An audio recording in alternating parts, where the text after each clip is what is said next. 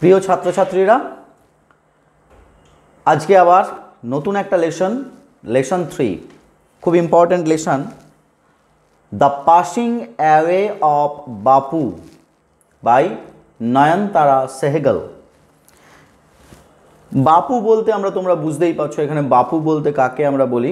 ভারতবর্ষের মধ্যে জাতির পিতা হিসেবে যাকে আমরা বলি, গান্ধীজি, মোহনদাস করমচাঁদ গান্ধী।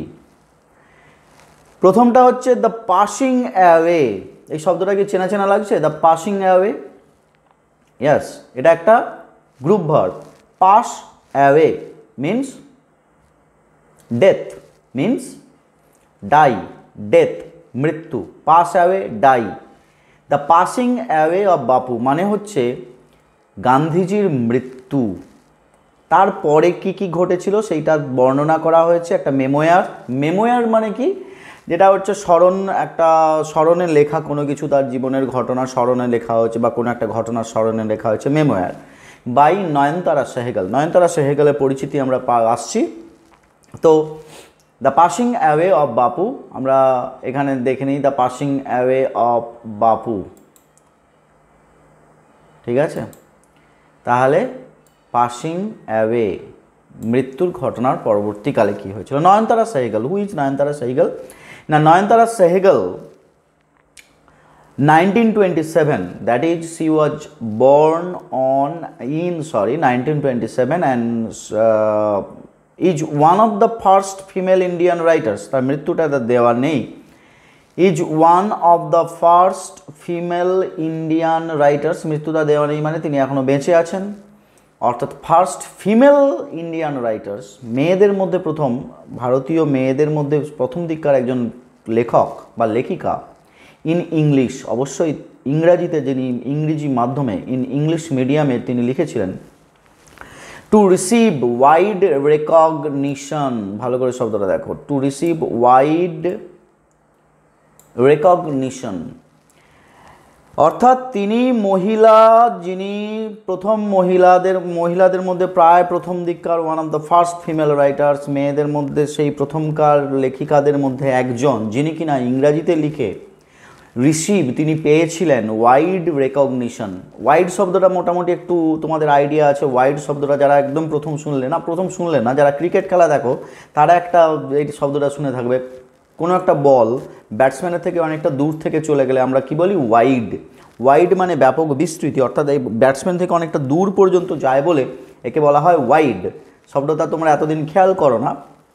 তো ওয়াইড রেকগনিশন, রেকগনিশন মানে পরিচিতি, ঠিক আছে? রেকগনিশন মিন্স পরিচিতি, একটা বিশ্বব্যাপী বা একটা বিশাল পরিচিতি পেয়েছিলেন ইংরাজিতে লিখে। পরিচিতি মানে recognition, recognised. Okay, that is she became famous by writing in English. Her fiction, she was a fiction writer. She is a fiction writer. এখন ফিকশন মানে কি? তোমরা যারা টেনে আছো তোমরা না জানলেও চলবে, তবে বলে রাখি, ফিকশন মানে কল্পনাধর্মী লেখা। কল্পনাধর্মী লেখা মানে যেগুলো গল্প বলি, that is short story, novel, এইগুলো হচ্ছে ফিকশনাল রাইটিংস, অর্থাৎ কল্পনাধর্মী লেখা। ফিকশন মানেই কল্পনাধর্মী লেখা। তোমরা এতে পড়েছিলে, তোমরা যেখানে একটা ফিকশনাল নভেল ফিকশনালে পড়েছিলে, যে ক্লাস 9-এ একটা পড়েছিলে, তাই তো? ফিকশনাল বলতে সায়েন্স ফিকশন একটা পড়েছিলে। আচ্ছা, দ্য ফিকশন, সায়েন্স ফিকশন মানে অবশ্যই বিজ্ঞান নির্ভর গল্প কথা, বিজ্ঞান নির্ভর গল্পকে বলা হয় science fiction. Her fiction deals with India's response to the crisis. তার যে ফিকশনগুলো তিনি লিখেছেন, তার যে লিখেছেন, সেগুলো কি নিয়ে ব্যাপারটা? না, ডিল উইথ, কোনটা বিষয়টা কি নিয়ে? না, বিষয়টা নিয়ে এই ইন্ডিয়াজ রেসপন্স মানে প্রতিক্রিয়া, রেসপন্ড করা, responsive, India's response to the crisis. Crisis মানে কি? না, এই যে একটা গণ্ডগোল বা একটা মানে টালমাটাল অবস্থা, সেই টালমাটাল অবস্থায় ভারতের কি প্রতিক্রিয়া ছিল? Brought about by political changes, যেটা ঘটেছিল, যেটা ঘটেছিল কিসের জন্য ঘটেছিল? By political changes. তাহলে ব্রট অ্যাবাউট মানে ব্রিং অ্যাবাউট মানে হ্যাপেন, ঘটা, ঠিক আছে? তাহলে তার লেখা কী নিয়েছিল? না লেখাগুলো ছিল ভারতের রেসপন্সটা কি, কিসের রেসপন্স না পলিটিক্যাল চেঞ্জেস, অর্থাৎ রাজনৈতিক পালাবদলের ফল, চেঞ্জ মানে পরিবর্তনের ফলে কি ঘটেছিল, সেই ঘটার প্রতি তার ভারতের কীরকম রেসপন্স ছিল, অর্থাৎ প্রতিক্রিয়া কী ছিল। তো শি ওয়ান দ্য সাহিত্য একাডেমি অ্যাওয়ার্ড ইন 1986।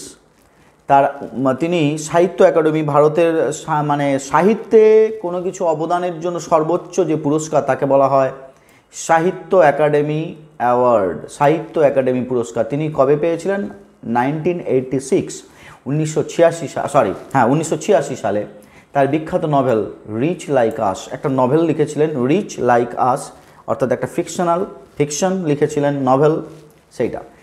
এছাড়া তোমরা জানো যে নয়নতারা সেহগালের পরিচিত আরেকটা আছে, তিনি হলেন আমাদের প্রথম যিনি প্রাইম মিনিস্টার অর্থাৎ জওহরলাল নেহেরু, তার বোন, বিখ্যাত, তিনিও একজন বিখ্যাত ব্যক্তি, বিজয়লক্ষ্মী পণ্ডিত, তার কন্যা হচ্ছেন নয়নতারা সেহগাল।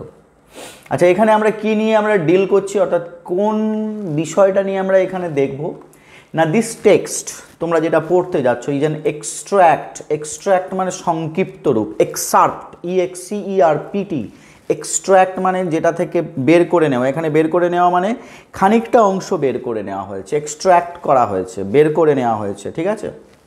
কিসের থেকে না নয়নতারা সেহগালস মেমোয়ার মানে একটু আগে আমি বললাম যে স্মৃতিধর্মী কোনো লেখা থেকে। স্মৃতিধর্মী লেখাটা কি না নামটা ছিল প্রিজন অ্যান্ড চকলেট কেক, যেটার নাম ছিল প্রিজন অ্যান্ড চকলেট কেক, এইটা থেকে মেমোয়ার হিসেবে নেওয়া হয়েছে, অর্থাৎ একটা স্মৃতি কথা নেওয়া হয়েছে, স্মৃতি কথা, ঠিক আছে। রিকাউন্ট মানে যেটা রিটেল, যেটা টেলস অ্যাবাউট, আমাদের বলে, যেটা আমাদের গল্প বলে, কিসের ব্যাপারে বলে না দ্য ইনসিডেন্ট মানে ঘটনা, সেই ঘটনাগুলোকে নিয়ে বলে, ইনসিডেন্ট মানে ঘটনা, following the death of Gandhiji, যেটা ঘটেছিল after the death of Gandhiji, গান্ধীজির মৃত্যুর পর। অর্থাৎ আমরা কি ইনফরমেশন পেলাম না এটা নয়নতারা সেহগালের একটা মেমোয়ার, যেটা স্মরণ মানে স্মৃতির কথা, যেটার নাম হচ্ছে প্রিজন অ্যান্ড চকলেট কেক, সেখান থেকে একটা এক্সট্র্যাক্ট নেওয়া হয়েছে, অর্থাৎ সামান্য একটু অংশ নেওয়া হয়েছে। কোনটা না যেই ঘটনাগুলো যেটা কিনা বলছে আমাদের এখানে, তাহলে আমরা বুঝতে পারবো যে এখানে Gandhiji after the death of Gandhiji, what happened after the death of Gandhiji, actually গান্ধীজির মৃত্যুর পর কী ঘটনা ঘটেছিল। ইট ভিভিডলি মানে পরিষ্কারভাবে, ব্রাইটলি, ক্লিয়ারলি, আবার আরেকটা শব্দ হচ্ছে ভিভিডলি মানে ক্লিয়ারলি, ইংরেজি শব্দটা, এই শব্দগুলো তোমরা অবশ্যই কালেক্ট করবে, এই শব্দগুলোকে নতুন করে আমি বারবার বলছি যে এই শব্দগুলোকে তোমরা একটা ডিকশনারিতে, তোমরা একটা ডায়েরিতে লিখে নাও, এই শব্দগুলোকে কিন্তু বারবার কালেক্ট করো, সিনোনিমগুলো লেখো। ভিভিডলি মানে ক্লিয়ারলি, ভিভিডলি ডেসক্রাইব, পরিষ্কারভাবে এখানে আমাদের দেখাচ্ছে, ডেসক্রাইব বর্ণনা করছে, not only the author's personal sense of loss, এখানে অথার বলতে আমরা নয়নতারা সেহগাল, তার পার্সোনাল সেন্স অফ লস, তার যে ব্যক্তিগত দুঃখ, কারণ তিনি কে ছিলেন, গান্ধীজি ছিলেন অত্যন্ত কাছের ব্যক্তি, জওহরলাল নেহেরু তিনি যদি তার অর্থাৎ বিজয়লক্ষ্মী পণ্ডিতের মেয়ে, তার মানে একদমই কাছের ব্যক্তি ছিলেন। তো তার যে ব্যক্তিগত লস, এই যে হারিয়ে যাওয়া, অর্থাৎ একটা মানে গান্ধীজি তো তিনি শুধু ভারতবর্ষের তো পিতা ছিলেন না, তাদেরও খুব কাছের লোক ছিলেন, ফলে তার যে ব্যক্তিগত একটা লস, সেটাই শুধু বলছে না, বাট অলসো কালেকটিভ গ্রিপ। এই কালেকটিভ শব্দ মানে সারা ভারতবর্ষের যে সমস্ত মানুষের মধ্যে যে দুঃখ, কষ্ট, যন্ত্রণা হয়েছিল, অর্থাৎ সেই মৃত্যুর পর প্রত্যেকটা মানুষ কিভাবে তাদের রেসপন্স করেছিল, কিভাবে তারা মানে কিভাবে তারাও কি বলে শোক পালন করেছিল, সেই কালেকটিভ গ্রিফ মানে কি দুঃখ, পেইন, যন্ত্রণা যেটাকে আমরা বলি, of the entire nation, entire মানে জানো হোল, পুরো দেশের যে কালেকটিভ গ্রিফ, সমস্ত জনতার মধ্যে যে দুঃখ প্রকাশ করেছিল সেটা সম্বন্ধে বলা হয়েছে at the passing away of Mahatma Gandhi. চলো আজকে তাহলে ফার্স্ট ইউনিট আমরা শুরু করব, ভালো করে দেখো। I was having tea at home on the evening of 30th January 1948 when I was called to Birla House by an urgent telephone. একটু লাইনটা বড়, এটা বুঝতেই পারছো একটা complex sentence. I was having tea at home on the evening of when I was, এটা একটা dependent clause বা subordinate clause. When I was call to Birla house by an urgent telephone, তাহলে এটা একটা কমপ্লেক্স সেন্টেন্স, এটা subordinate clause, এটা main clause. I was having tea. এখানে দেখো অদ্ভুত না, এখানে আমি মানে এটা হচ্ছে একটা কন্টিনিউয়াস সেন্টেন্স, পাস্ট কন্টিনিউয়াস, কিন্তু কখনো তোমরা এইভাবে দেখো নি এর আগে। Having, I was having, I have আমরা জানি, হ্যাভটাও হচ্ছে একটা অক্সিলিয়ারি, বিভার্বটা যেটার ওয়াজ ওয়্যার বা অ্যামিজার সেটাও একটা অক্সিলিয়ারি, কিন্তু মেন ভার্বের হ্যাভ তার সঙ্গে আবার আইএনজি, এটা তোমরা দেখো নি কখনো। তো এটা দেখো, এটা একটা কন্টিনিউয়াস, যেটা হচ্ছে এখানে অক্সিলিয়ারি শুধু বিভার্ব ওয়াজ, আর মেন ভার্ব হচ্ছে have, to have, that is tea. আমি have, I have a tea, I have a cup of tea, ঠিক আছে। আই ড্রিঙ্ক অনেক সময় ব্যবহার করি না, আমরা এই ভার্বও ব্যবহার করি, হ্যাভ। সো আমি যখন এটাকে পাস্ট কন্টিনিউয়াসে করব তখন সাবজেক্ট ওয়াজ ওয়্যারের, ওয়াজ অবশ্যই আই এর পর, তারপরে মেন ভার্ব হ্যাভ, তার সঙ্গে ING. I was having tea at home on the evening, evening মানে সন্ধ্যাবেলা, অফ 13th January 1948। তোমরা জানো যে 30শে জানুয়ারি 1948 সালে নাথুরাম গডসে তিনি গান্ধীজিকে গুলি করেন পয়েন্ট ব্ল্যাঙ্ক থেকে, অর্থাৎ when he was going to the prayer hall. Okay, তিনি প্রেয়ার হলে যাচ্ছিলেন, তখন তাকে গুলি করা হয়। হোয়েন আই ওয়াজ কল্ড, এটা দেখো একটা প্যাসিভ বাক্য, বাক্যগুলো চিনতে শেখো, সবসময় মনে রাখবে এইখানেই গ্রামার তোমরা শিখে যাবে যদি তোমরা বাক্যগুলোকে চিনতে থাকো বা বাক্যগুলো কোন কনস্ট্রাকশানে আছে। When I was called to Birla House, that is I was called to Birla house by an urgent telephone. দেখো কেন এটা প্যাসিভ আছে না, সাবজেক্ট আই, ওয়াজ ওয়্যার এবং মেন ভার্বে পাস্ট পার্টিসিপল কখন হয় না, যখন ওটা প্যাসিভ ফর্মে থাকে, ওয়াজ ওয়্যার এবং মেন ভার্বে past participle. When I was called to Birla House, যখন আমাকে ডাকা হয়েছিল, আমি ডাকিনি, এখানে প্যাসিভে হয়েছে কাজটা, আমাকে ডাকা হয়েছিল টু বিড়লা হাউসে by an urgent telephone.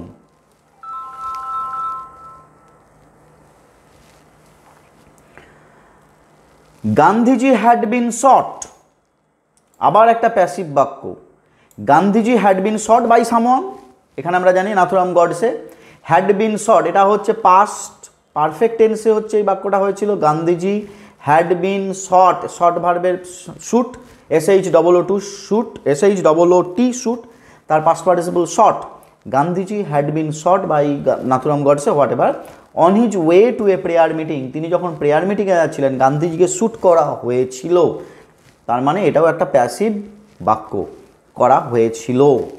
Gandhiji had been shot, অর্থাৎ এখানে হ্যাড বিন যেহেতু আছে তার মানে পাস্ট পারফেক্টে এটা প্যাসিভ ভয়েস। কখন না, way to a prayer meeting, prayer মানে তিনি সন্ধ্যাবেলা প্রার্থনা করেন, প্রার্থনা করতে যাচ্ছিলেন, সেই সময় তাকে মারা হয়েছিল বা শ্যুট করা হয়েছিল। আই ওয়াজ নাম্ব, এই শব্দটা ছিল এই numb, NUMB numb, that is when, numb শব্দটা প্রত্যেক একদম পার্টিকুলার মিনিং হচ্ছে তুমি when you lose or when you have lost some sensation, যখন তুমি কোনো একটা, তোমার গায়ে আমি টাচ করলে কী হতো, তুমি বুঝতে পারছো আমি টাচ করেছি, কিন্তু আমি যদি টাচ করি তুমি যদি কিছু না বুঝতে পারো, তার মানে তোমার ওই অংশটা অসার হয়ে গিয়েছে। এই অসার শব্দটার মানে হচ্ছে নাম্ব, NUMB নাম্ব। এখন এই নাম বলতে আমরা আঘাত পেলে নাম হতে পারে, সেটা আমার গায়ে বা প্রচণ্ড জোরে হঠাৎ করতে কোনো অসুখ বিসুখ হলে, চামড়ার কোনো স্কিন ডিজিজ হলে তার জন্য আমাদের নাম হতে পারে। কিন্তু যখন আমরা কোনো মানসিক কষ্ট পাই তখনও কিন্তু আমাদের মানসিক আমরা কি হয়, আমাদের মনটা নাম্ব হয়ে যায়। এখন মন নাম্ব হয়ে যাওয়া মানে কীরকম হয় না, ব্যাপারটা হচ্ছে হঠাৎ করতে প্রচণ্ড জোরে একটা মানসিক আঘাত পেলে কেউ আমরা চিন্তা ভাবনা কী করব, কী হচ্ছে না হচ্ছে কোনো কিছু আর বুঝতে পারি না, তখন সেই অবস্থাটাকে বলা হয়েছে একটা মানসিক মানে কি বলে অসারতা, এটাই বলা হয়েছে। I was numb with shock, a sudden call that Gandhiji had been shot. এই যে খবরটা, এটার খবর পাওয়ার সঙ্গে সঙ্গে তিনি আর কিছু ভাবতে পারছেন না, একটা মানসিকভাবে তিনি অসাড় হয়ে পড়লেন। With shock as I got into the কার, আমি যখন কারটার মধ্যে ঢুকলাম। গট ইনটু কেন করা হয়েছে, গট ইন দা করা হয়নি কেন না, তোমরা জানো অলরেডি, তোমরা প্রিপোজিশনে যদি নাও জেনে থাকো আমি অবশ্যই ভিডিও প্রিপোজিশনের উপর করব।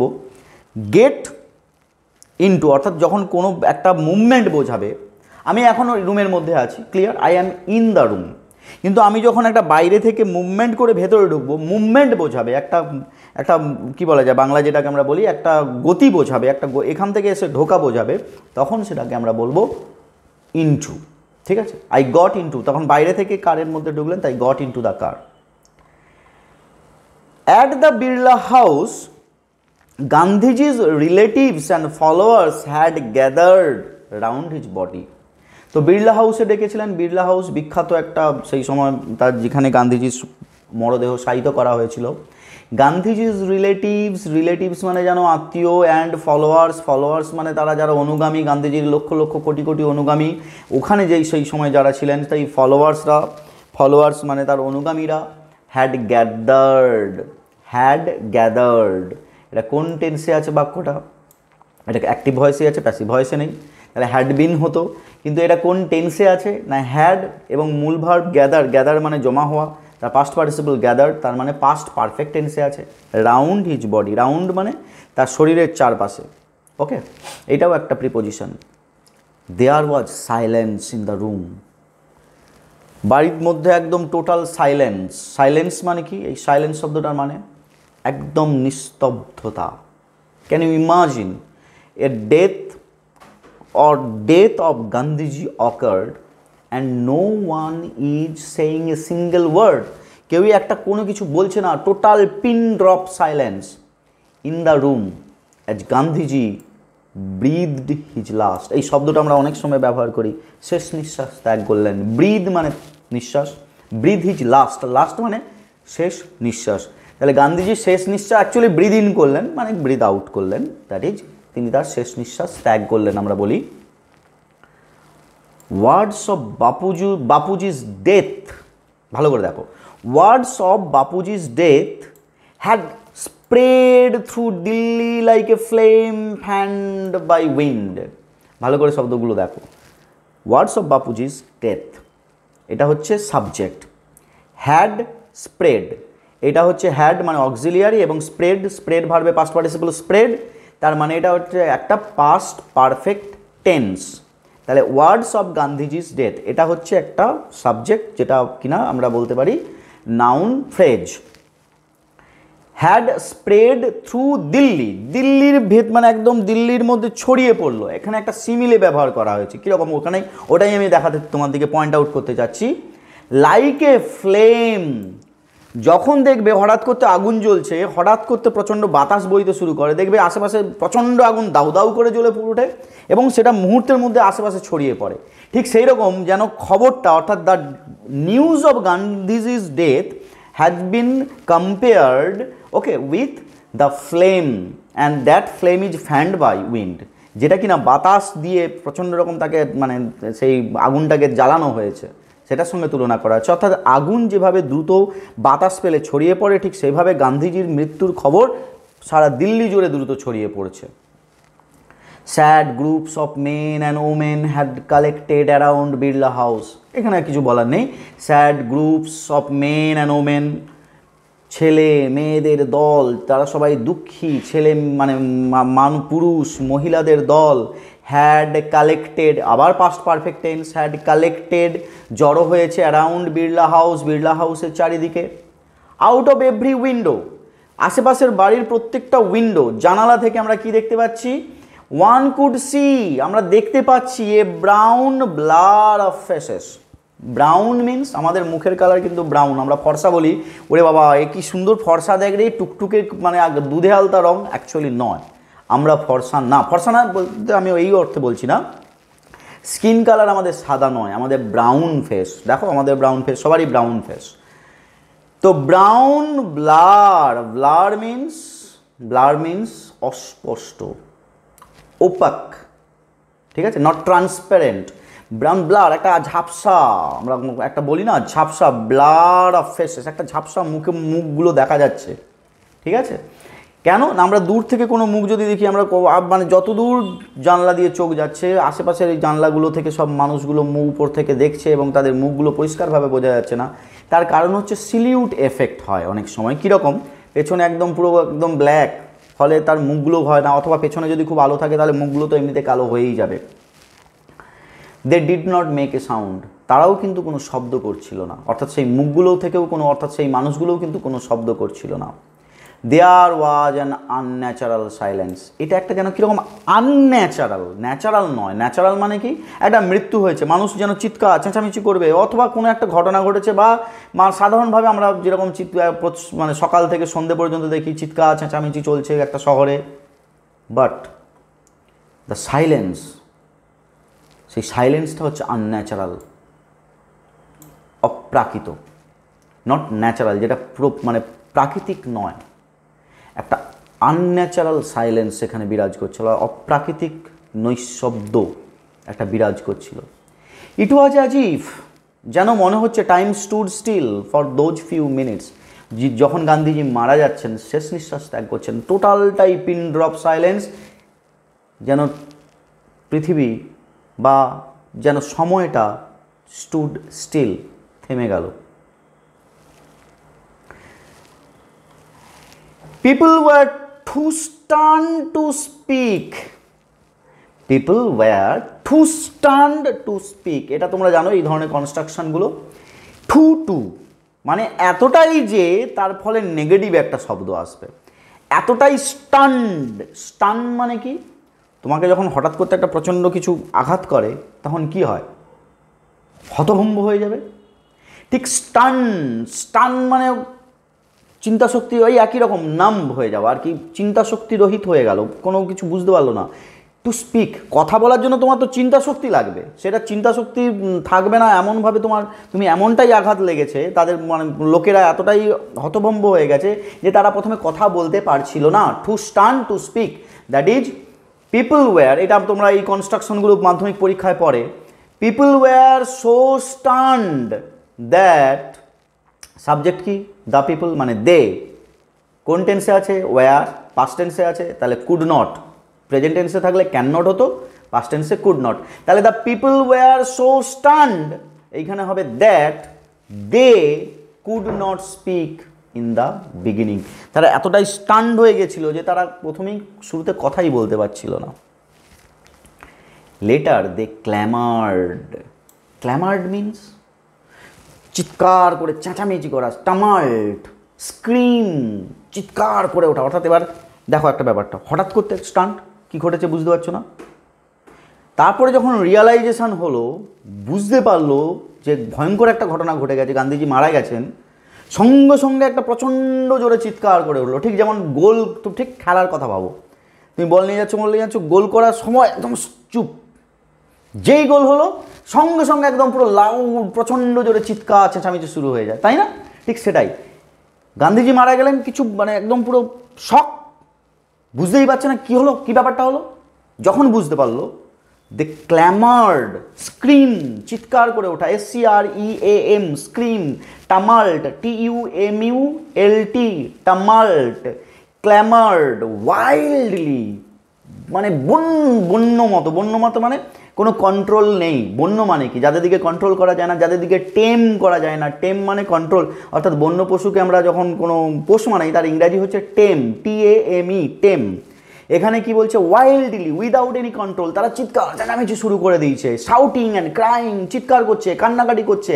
দে জসল্ড ওয়ান অ্যানাদার, জসল্ড মানে পুশ, ঠেলা, এলবো, ঠেলা, একে অপরকে প্রচণ্ড পুশ করছে, ঠেলছে, ঠিক আছে, এখানে দেওয়া আছে জসল্ড, দেখো forced one's way by pushing, ঠেলে মানে এগিয়ে যাওয়া। They jostled one another in a stampede, এই শব্দটা ভালো করে দেখো, স্ট্যাম্পিড হয় এইখানেই স্ট্যাম্পিড হয়। যখন দেখবে এরকম, দেখবে অনেক সময় তোমরা খবর শুনেছো যে পদপিষ্ট হয়ে কোনো একটা জায়গায় অনেক লোকের মারা গেছে। কখন হয় না, প্রচুর লোক যখন এক জায়গায় জমা হয়, হঠাৎ করতে কোনো একটা মানে দুর্ঘটনা ঘটে যায়, বা কোনো একটা মানে কী বলা যায়, একটা হঠাৎ করতে উত্তেজনা ঘটে যায়, তখন কী হয়, মানুষ এপাশ ওপাশ ছুটোছুটি শুরু করে। তখন কি হয়, কিছু মানুষ পড়ে গেলে সে আর কিন্তু উঠতে পারবে না, তার গায়ের উপর দিয়েই বাকি সব লোক চলে যাবে, তখন সেটা তারা বাঁচার কোনো সম্ভাবনা থাকে না। এই পদদলিত অর্থাৎ পায়ে পিষ্ট হয়ে যাওয়া, এটাকেই বলা হয় stampede, clear? And they jostled one another in a stampede, যেন মনে হচ্ছে একে অপরকে পদপিষ্ট করে নেবে। To break into the house, break into মানে তোমরা জানো এটাও একটা গ্রুপ ভার্ব বা আমরা ফ্রেজাল ভার্ব বলি। ব্রেক ইনটু মানে জোর করে কোনো কিছু ভেঙে ভেতরে ঢোকা, যারা যেন ঠেলতে লাগলো, একে অপরকে ঠেলতে লাগলো, যারা বাইরের লোক যেন একে অপরের পদদলিত করে চলে যাবে, যে ঘর সমস্ত কিছু ভেঙে যেন ঘরে ঢুকে যাবে। ব্রেক ইনটু, জানো,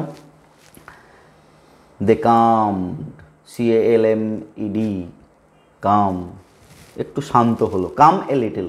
হোয়েন ইট ওয়াজ অ্যানাউন্সড, যখন এটা অ্যানাউন্স করা হলো, দেখো it was announced by someone, তাহলে এটাও একটা প্যাসিভ, এই অংশটুকু প্যাসিভে আছে। হোয়েন ইট ওয়াজ অ্যানাউন্সড, এটা হচ্ছে কোন সেন্টেন্স, এটাও একটা complex sentence, because they calmed a little, এটা main clause. When it was announced that they would, তাহলে এখানে হোয়েন ইট ওয়াজ অ্যানাউন্সড, এটাকে দুটো সাবঅর্ডিনেট ক্লজ আছে। হোয়েন ইট ওয়াজ অ্যানাউন্সড এর উপর আবার ডিপেন্ড করছে that they would be allowed to see Gandhiji before the funeral. Okay, তাহলে এখানে এটা হচ্ছে, আমরা একটা বলতে পারি এটা হচ্ছে complex sentence. When it was announced that, যখন এটা ঘোষণা করা হলো বাই সামওয়ান, অবশ্যই এটা তাহলে বুঝতে পারছো এটা passive. That they would be allowed to see, এখানেও প্যাসিভ, তাদের দিকে অ্যালাউ করা হবে, টু সি দেখতে, কাকে না গান্ধীজিকে, বিফোর দ্য ফিউনারাল। ফিউনারাল মানে কি? ফিউনারাল মানে লাস্ট রাইট, RITE, রাইট, অন্তিম সংস্কার, অর্থাৎ বিফোর দ্য ফিউনারাল। তাহলে তাদের দিকে দেখতে দেওয়া হবে গান্ধীজিকে অর্থাৎ গান্ধীজির শরীরকে, বিফোর দ্য ফিউনারাল। ফিউনারাল মানে কি বললাম? অন্তিম সংস্কার বা তার বার্নিং অ্যাট দ্য পায়ার, চিতায়, মানে তাকে ভস্ম করার আগে তাকে তাদের দিকে অ্যালাউ করা হবে দেখতে। ফিউনারাল মানে শেষ, যে এখানে যেমন অন্যান্য ধর্মাবলম্বীদের ক্ষেত্রে আমরা জানি ফিউনারাল বললে আমরা কি বুঝবো? কবরে শায়িত করা। When one is faced with the shock of a loved one's death, one whimpers. এখানে একটা জেনারেল আইডিয়ার কথা বলা হয়েছে, তোমরা অনেকেরই হয়তো অভিজ্ঞতা হয়েছে নিজের পরিবারে বা আশেপাশের মৃত্যুর সম্মুখীন হওয়া, মানুষের মৃত্যু হয়েছে, তোমরা দেখেছো। যখন দেখছো তখন তোমরা একটু মানে তোমরা হয়তো ঠিকমতো লক্ষ্য করো না, কিন্তু একটা জিনিস দেখে রাখবে, সেটা হচ্ছে কি, যখন one is faced with a shock of a loved one's death, যখন দেখবে কেউ মারা গেছে, ঠিক আছে, তার ফ্যামিলির কোনো একজন, ওয়ান হুইম্পার্স। হুইম্পার মানে কি? হুইম্পার মানে কান্নাকাটি করা, কিন্তু কান্নাকাটির আমরা বিভিন্ন স্তর আছে। ক্রাইয়ের আবার অনেকগুলো শব্দ আছে যেগুলোকে বিভিন্নভাবে ব্যাখ্যা করা। ওয়েল, প্রচণ্ড জোরে বিলাপ করা, তোমরা দেখেছো। হুইম্পার মানে মৃদু, ফুঁপিয়ে ফুঁপিয়ে কান্না। ক্রাই মানে হচ্ছে প্রচণ্ড কোনো কিছু ডিমান্ড আছে, তোমরা দিচ্ছে না, বাচ্চারা দেখবে এরকম করছে, তাদের কান্নাটাকে আমরা ক্রাই বলি। এখানে ক্রাই হচ্ছে কীরকম? লো, মেকিং লো নয়েজেস, এই দেওয়া আছে, মেক্স লো ক্রাইং নয়েজেস, ঠিক আছে, ফুঁপিয়ে কান্না। What will become of me now that he has left me, এটা দেখেছো? আমায় এবার কী হবে, ও যে আমায় ছেড়ে চলে গেল, দেখবে বিশেষ করে কোনো স্বামী মারা গেছে, তার স্ত্রীর কান্নাগুলো দেখবে, এবার আমি কি করে থাকবো, ও তো আমায় ছেড়ে চলে গেল, ঠিক সেটাই বলছে। This was surely the question uppermost in the mind of the mourning people. Gandhiji was like a near or like a loved one. Gandhiji was like a father figure. Gandhiji প্রায় মানে কি বলে, আমরা বলি মানে পিতার মূর্তি ছিলেন আমাদের কাছে, তখনকার মানুষদের কাছে। এখন আমরা জাতির পিতা বলি। তো ঠিক সেই রকমই যেন প্রত্যেকটা মানুষের মধ্যে সেই রকমই যেন একটা কোয়েশ্চেন, ঠিক uppermost in the mind of the mourning. এই মোর্ন শব্দটার মানেটা হচ্ছে ওয়েলিং, যারা বিলাপ করছে, মোর্ন করা, বিলাপ করা, গ্রিভিং, গ্রিপ করছে, গ্রিভিং, এখানে গ্রিপ শব্দটা তোমাদেরকে আমি দেখিয়ে দিই, যে এখানেই ছিল গ্রিভিং, গ্রিভিং পিপল। তোমরা আচ্ছা, গ্রিপ, এই যে কালেকটিভ GRIEF, এইখানে গ্রিপ, তাহলে এখানে EVEING, তাহলে GRIEVING, গ্রিভিং।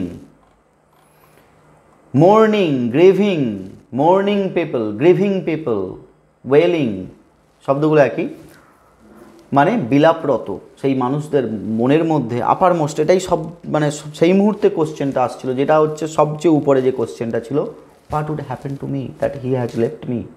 আমার এবার কী হবে, সে আমার অর্থাৎ গান্ধীজি চলে গেছেন, এবার আমাদের কী হবে, আমাদের দেশের কী হবে, আমরা কোথায় থাকবো, they look like lost children, তাদের দিকে দেখে মনে হচ্ছিল দে ওয়ার লস্ট চিলড্রেন, অর্থাৎ মেলায় হারিয়ে যাওয়া শিশুর যে অবস্থা হয়, আশেপাশে পাগলের মতো খুঁজে বেড়ায় তার বাবা মাকে, ঠিক সেই রকম লস্ট চিলড্রেন, হঠাৎ করতে হারিয়ে গেছে সেই শিশু। ঠিক সেই লোকগুলো কাদের দিকে তুলনা করা হয়েছে, কাদের সঙ্গে বলা হয়েছে না, সেই মর্নিং পিপল, অর্থাৎ সেই বিলাপরত লোকেদের সঙ্গে তুলনা করা হয়েছে। It was the question in many of our hearts, এই কোশ্চেনটা আমাদেরও অনেকের হৃদয়ে ছিল। As well as we sat, আমরা যে গান্ধীজির দেহের পাশে বসেছিলাম, স্টিল শকড অ্যান্ড আনবিলিভিং, তখনও পর্যন্ত শক। যে কোনো মৃত্যু প্রথমেই মানুষের ফার্স্ট রিয়াকশানটা হয় ডিনাই করে দেয়, অর্থাৎ তার মন থেকে ডিনাই করে, no no no, it can not happen, এটা হতে পারে না। মানুষ কখনোই এইরকম চরম সত্যকে স্বীকার করতে চায় না। এটা হচ্ছে মানুষের একটা সাইকোলজিক্যাল রেসপন্স টু ডেথ, মানুষের মৃত্যুর প্রতি একটা response, psychological response. So still shocked and unbelieving, আমি এখনও বিশ্বাস হয় না। দেখবে হঠাৎ করতে কাউকে বললে সে বিশ্বাস করে, না না এটা হতে পারে না, এটা হতে পারে না। যখন রিয়েলাইজ করে তখন সে কান্নায় ভেঙে পড়ে। We listened two the broadcast, broadcast মানে জানো যে রেডিও ব্রডকাস্ট, তখন তো আর টিভির ব্রডকাস্ট ছিল না। তো উই লিসেন টু, আমরা লিসেনের পর টু হয় সবসময়, উই লিসেন টু, আমরা শুনতে লাগলাম, দ্য ব্রডকাস্ট, রেডিও সংবাদ, টেলিং দ্য পিপল, লোকেদের, telling the people of India, ভারতের লোকেদের যেটা বলা হচ্ছে, that they R Bapu was no more, no more মানে আর নেই, that is our Bapu, beloved Bapu is dead. চলে এসো কম্প্রিহেনশন এক্সারসাইজে চলে এসো। চুজ দ্য কারেক্ট অল্টারনেটিভ, এখান থেকে অল্টারনেটিভ নিতে হবে, একদমই সহজ। Gandhiji had been shot on his way to Birla house, author's house, prayer meeting, family gathering. যদি কোনো অসুবিধা থাকে, তোমরা জানো এটা প্রেয়ার মিটিং, যদি কোনো অসুবিধা থাকে একবার দেখে নেবে। Gandhiji had been shot, Gandhiji had been shot in his way to a prayer meeting, তাহলে অসুবিধা নেই। আচ্ছা, the author came to know Gandhiji's death by, কিসের দ্বারা তাকে কীভাবে সূচনা করা হয়েছিল, অর্থাৎ তাকে কীভাবে মানে জানানো হয়েছিল, বাই অ্যান আর্জেন্ট টেলিফোন লেখা ছিল, oh sorry by an urgent telephone call, এখানে টেলিগ্রাম করে দিলাম, এটা একটু তোমরা দেখে নেবে। ইরেজ,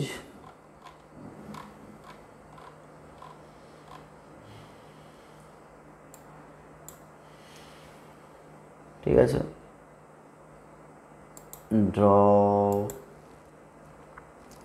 আচ্ছা, which one is faced with the shock of a loved one's death, when one is faced with the shock of a loved one's death, one কী করে, হুইম্পার, আমরা একটু আগে দেখেছি whimper. When one is faced with the shock of a loved one's death, one whimpers, clear, অসুবিধা নেই। Fill in the chart, date on which Gandhiji was shot dead, কোন দিন তিনি মারা গিয়েছিলেন। Feel in the chart with information, এখানে পুরো বাক্যে লিখতে হবে না, শুধু ইনফরমেশানটা পুট করতে হবে। কোন দিন মারা গেছিলেন এটা তো আমরা এমনিতেই জানি, 30th January 1948, শুধু এইটুকু লিখলেই হবে। Place where Gandhiji breathed his last, কোথায় তিনি তার শেষ নিঃশ্বাস ত্যাগ করেছিলেন, বিড়লা হাউস, কোনো অসুবিধা নেই।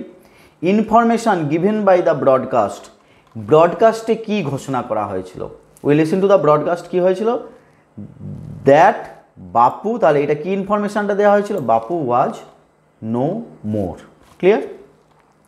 সাপোর্টিং স্টেটমেন্ট এখানে একদমই সহজ, state whether the following statements are true and false. True হলে, বারবার বলেছি, ট্রু হলে কী হবে টি, আর ফলস হলে এফ। তার সঙ্গে সাপোর্টিং স্টেটমেন্ট, অর্থাৎ সেই বাক্যটা বা ফ্রেজটা, পুরো বাক্য না হলেও চলে, সেটা তোমাকে দিতে হবে যার সাপেক্ষে তুমি বলছো হ্যাঁ এটা ঠিক বা এটা ভুল। The author received an urgent telephone call in the morning, urgent telephone তো রিসিভ করেছিলেন, কিন্তু ইন দ্য মর্নিং কি, তাহলে কখন, একদম আমি জানি, কিন্তু তোমরা একটু দেখে নেবে পরীক্ষার সময় যে তোমরা জানো on the evening, not in the morning, তাহলে ইভিনিং, তাহলে এটা কী হবে, ফলস। তার সঙ্গে ওইটা সাপোর্টিং স্টেটমেন্ট হিসেবে ওই লাইনটা, people attempted to break in to the Birla house, কি ট্রু না false, true, people attempted to break in to the Birla house, এখানে দেওয়াই আছে। The people were to stunt to, এখানে বলছে the one another to stampede to break in to the house, that is Birla house, তাহলে ওই লাইনটা লিখতে হবে। এরপরে the news of Gandhiji's death did not shock the people. এটা বুঝতেই পারছো এটা ফলস, তাই তো? গান্ধীজির মৃত্যু কি লোকদের শক দেয়নি? একদমই। এখানে কি আছে? The people were too stun to speak in the beginning, they jostle, they would be allowed, they clamoured a little.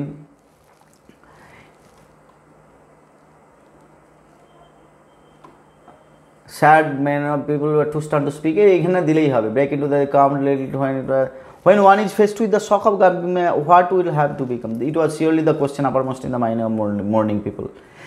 ঠিক আছে? they look lost children still shocked, এইখান থেকে তাহলে দিতে হবে। it was question in the many of our hearts we got still shocked and by unbelieving, এই লাইনটা দিলেও হবে। people were too stunned to speak in the beginning, এটা দিলেও হবে, অসুবিধা নেই। ঠিক আছে? তাহলে পরের দিন আমরা ইউনিট 2 করে পড়বো। ইউনিট 2 এর সমস্ত লাইন বাই লাইন বিশ্লেষণ করব, তার সঙ্গে বাকি ওর এক্সারসাইজগুলোও করব। ঠিক আছে? আর সামনে পরীক্ষা আসছে, তোমরা পরীক্ষার জন্য ভালোভাবে প্রস্তুত নাও। এবারে 2021 সালের পরীক্ষায় যেটা 5টা তোমাদের আছে, বাকি 3টে তো নেই। ঠিক আছে? তোমরা ভালো থেকো এই করোনার সময়, আর পড়াশোনা করো ভালো করে। ঠিক আছে?